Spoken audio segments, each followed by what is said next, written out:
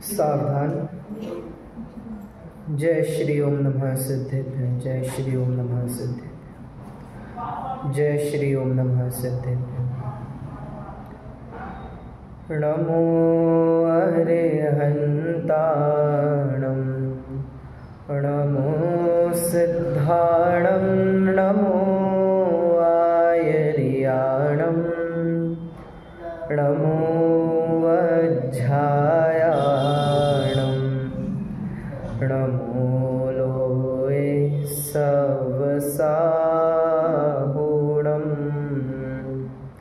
मंगलं भगवान् वीरो, मंगलं गौतमो गणी, मंगलं कुन्दकुन्दाद्यो जैनधर्मोऽस्तु मंगलम्।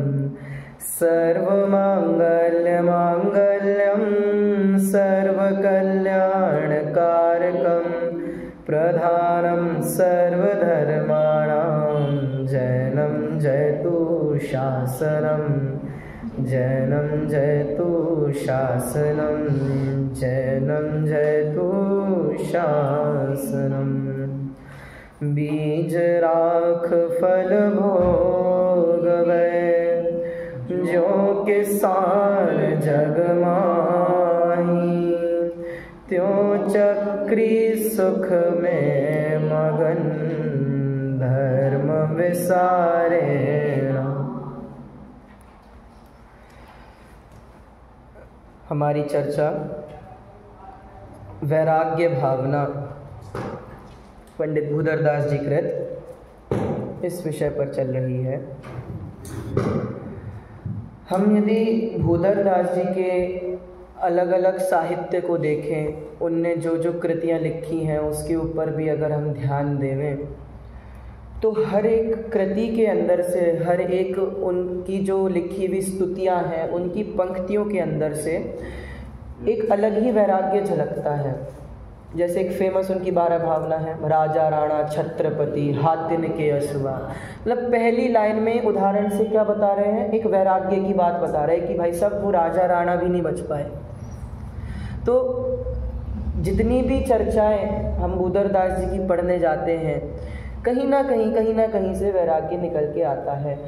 और अपने अनुयोगों की जब चर्चा चलती है तो कहते हैं ना कि चारों अनुयोगों में कहीं भी चले जाओ, हर एक पंक्ति से, प्रथमानुयोग की भी हर एक पंक्ति से क्या झलकता है, अध्यात्म झलकता है, अध्यात्म झलकता है। हर एक पंक्ति से क्रमबद्धता झलकती है, क्रम नियमितता झलकती है।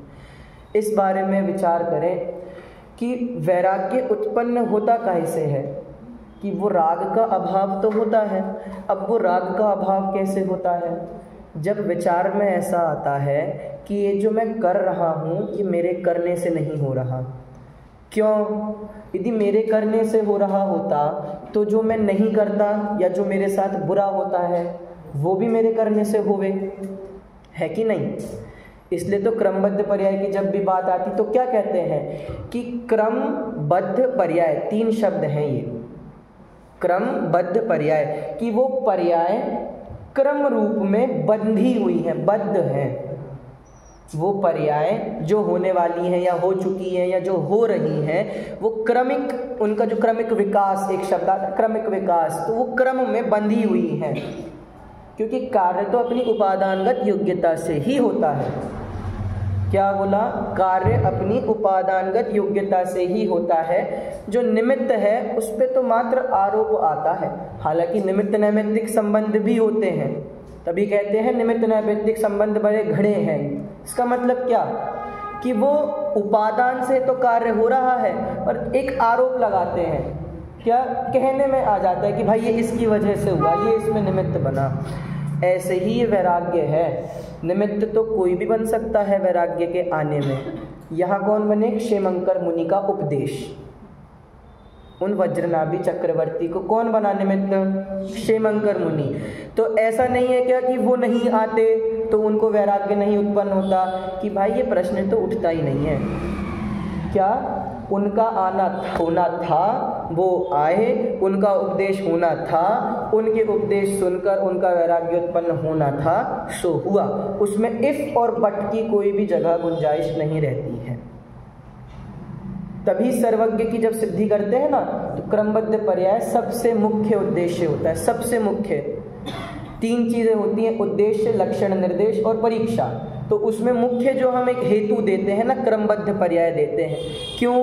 कि सर्वज्ञ के ज्ञान में क्या आ रहा है, केवल ज्ञान के ज्ञान में क्या आ रहा है कि जो हो चुका है, जो हो रहा है और जो होएगा। तो अब वो जो हो चुका है वो भी क्रमबद्ध में था, जो हो रहा है वो भी क्रमबद्ध में है, और जो आगे होएगा वो भी क्रमबद्ध पर्याय में निश्चित है। इसकी नक्की हो जाना, इस रूप परिणमन अपने अंदर हो जाना, ये वैराग्य की उत्पत्ति होना है। क्यों? क्योंकि जब तक क्रमबद्धता के ऊपर हमारा निश्चितपना नहीं होगा, क्रमबद्ध पर्याय पे जब तक हम दृढ़ श्रद्धानी नहीं होंगे, तब तक ये राग बुद्धि, ममत्व बुद्धि, जो ये 4 प्रकार की बुद्धि है ना, कर्तृत्व, एकत्व, ममत्व, कर्तृत्व, भोक्तृत्व, ये पर द्रव्यों में से नहीं मिटने वाली है। और सुनो, और क्या कहते हैं कि मैं अपनी आत्मा का भी कर्ता हूँ, ये भी कर्तृत्व बुद्धि है। सहजता की पंक्तियां पढ़ो कभी को, सहजता की पंक्तियों में ये बात आती है, अरे सहजता जीवन का सर्वांग सत्य है, सबका सब कुछ निश्चित है, यह महासत्य है। क्या कह रहे हैं? सबका सब कुछ निश्चित है, यह महासत्य है। और जो सबका सब कुछ निश्चित है ना, वो उसी सहज रूप परिणमन से होना है। ये क्रमबद्ध पर्याय है, ये वैराग्य की उत्पत्ति है। इसलिए जब तक वो अपने अंदर राग की जो परिणति हल्की सी घुसी है ना, ये मैं इसकी जो करने रूप की प्रकृति, सबसे ज़्यादा क्या क्रियात्मक में हमारी बुद्धि जाती है। हम क्या कहते हैं कि हमें धर्म करना है। अरे धर्म करना नहीं होता है, धर्म तो सहज होता है। जहाँ पर करना है कि बुद्धि आ गई ना, वो धर्म क्रिया नहीं हो सकती। पूजन होती है कि पूजन करते हैं? पूजन करते हैं। भगवान के दर्शन होते हैं कि करते हैं? करते हैं। स्वाध्याय होता है कि करते हैं? करते हैं। लेकिन उसके अंदर वो जब कर्तृत्व बुद्धि पड़ी है तो करना है। हाँ, ये विचार आवे कि भाई ये तो अभी होने की क्रिया थी, इसका समय आना था, तो दर्शन हो रहा है, पूजन हो रहा है, ये सहज रूप में वैराग्य की उत्पत्ति है। कल हमारी चर्चा जिस बात पर चली, किसान के उदाहरण से एक बात बता रहे थे, उसमें एक बात और स्पष्ट करनी रह गई थी।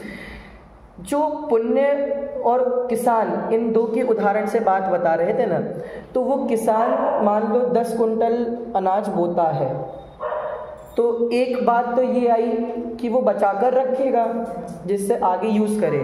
दूसरा कि मान लो 10 कुंटल अनाज बोया, 5 कुंटल उसने उपयोग में लिया, 5 कुंटल इसलिए बचा के रखेगा कि आगे अब उसको उगाएगा भी तो, जिससे उसको भविष्य में और मिले। तो वो जो उगाने रूप जो कार्य हो रहा है ना, वो उगाने के लिए, इसलिए वो उस अनाज को बचा के रखा है। ऐसे ही पुण्य के संबंध में चक्रवर्ती के लिए क्या बता रहे थे कि वो पुण्य जितना उसको मिला है वो भोग तो रहा है, लेकिन धर्म कार्य क्यों कर रहे हैं वो, जिससे वो उस रूप जो धर्म करेंगे उससे जो पुण्य बंधेगा वो भविष्य के लिए मिले हमको। तो धर्म कार्य किस लिए करना, पुण्य बंध के लिए करना कि नहीं, वो तो सहज होगा ही। जैसे वो कोई अनाज बोता है, कोई कुछ बोता है तो बथुए और ये साग वगैरह तो ऑटोमेटिकली उग जाते हैं। ऐसे ये पुण्य है, धर्म होता है तो अपने आप पुण्य तो बंधता ही है। लेकिन वहाँ पर जो भूधरदास जी बता रहे हैं वो एक उदाहरण बता रहे हैं कि भाई धर्म को छोड़ मत देना पुण्य को समझकर। मैं चक्रवर्ती के उदाहरण से बता तो रहा हूँ, लेकिन इसके भोगों में उलझ कर मत रहना। यहाँ ये बात स्पष्ट कर रहे थे, इस एंगल से भी समझेंगे तो ये बात भी समझ में आएगी। जैसे 4 प्रकार के बंध और उदय होते हैं, पुण्यानुबंधी पुण्य का उदय, पापानुबंधी पुण्य का उदय, पुण्यानुबंधी पाप का उदय, पापानुबंधी पाप का उदय। समझ में आपने पढ़े भी होंगे पहले ये, ठीक है।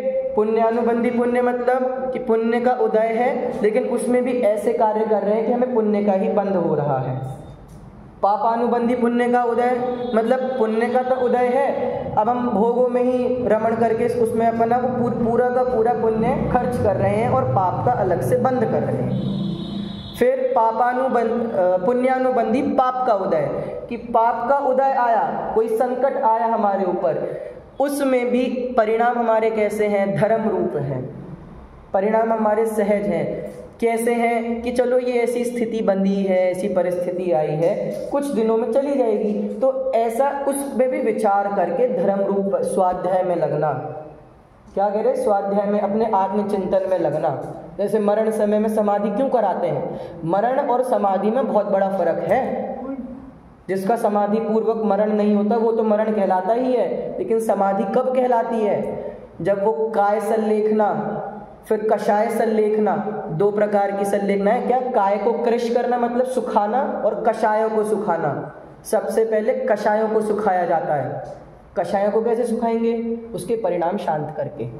फिर उसके बाद वो जो हम उसको व्रत वगैरह दिलवाते हैं समाधि के अंदर कि अब ये त्यागना, ये त्यागना, ये त्यागना, वो काय संलेखना, काय को क्रश करना। तो ऐसे ये कौन सा हुआ? पुण्यानुबंधी पाप का उदय। और पापानुबंधी पाप का उदय तो क्या है? पाप का उदय आया, हारी बीमारी है, उसमें भी हाय हाय हाय करके लगा हुआ है, पाप का बंद कर रहा है। तो ऐसे ये चार प्रकार के बंध और पुण्य होते हैं। तो यहाँ किसकी बात चल रही है? कौन सी वाले बंध और उसकी बात चल रही है? कि यहाँ पर पुण्य का उदय भी है और पुण्य का बंध भी कर रहे हैं, पहले नंबर वाला। और किसका निषेध कर रहे हैं? कि भाई पुण्य के उदय में पाप का बंध मत कर लेना, कि जिन्हें तुम्हें इतनी सारी सुख सुविधाएं मिल चुकी हैं इसके अंदर ही लगे हुए हो, ऐसी बात यहाँ पर कर रहे हैं। चलिए आज हम दूसरे छंद की ओर बढ़ते हैं। इसको एक बार पढ़ते हैं, फिर इसकी चर्चा करेंगे। इह विध राज करे नर नायक, भोगे पुण्य विशाला, सुख सागर में रमत निरंतर, जात न जान्यो का। बस अभी इतना रखते हैं।